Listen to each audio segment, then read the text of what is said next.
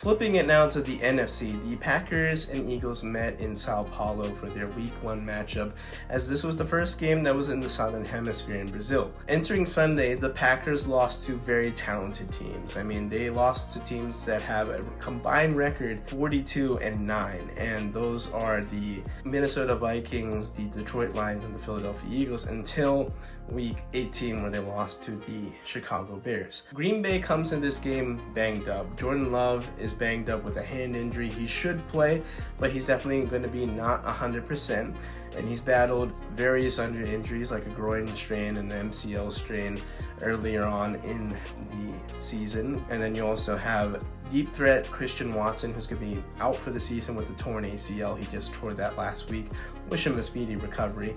And then standout cornerback Jair Alexander, who maybe hasn't been the best in recent years, but still is a very talented cornerback that can bait quarterbacks into bad passes.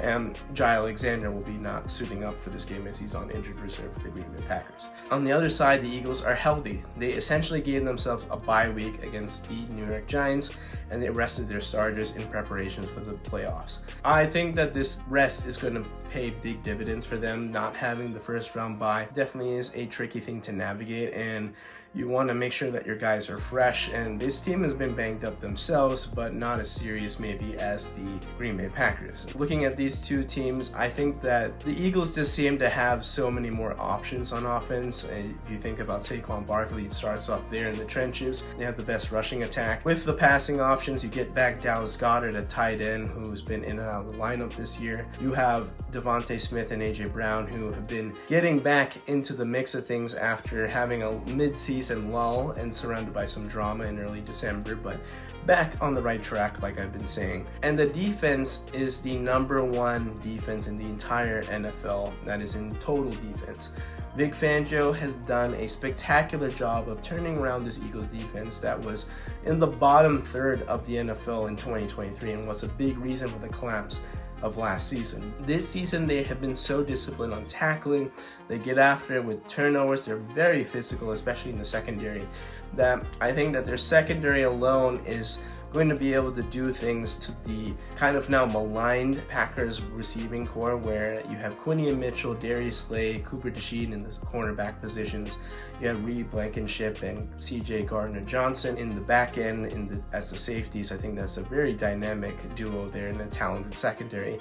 Zach Bond is playing sideline to sideline, and with his linebacking teammate Nakobe Dean, I think that is a very talented linebacking duo there. And then their defensive line may be not as great as in years past, but they are littered with talent as well. And Jalen Carter just made the Pro Bowl this year, and I do think that they have some advantages in the trenches on the offensive side too. And last year we saw some magic come from Jordan Love.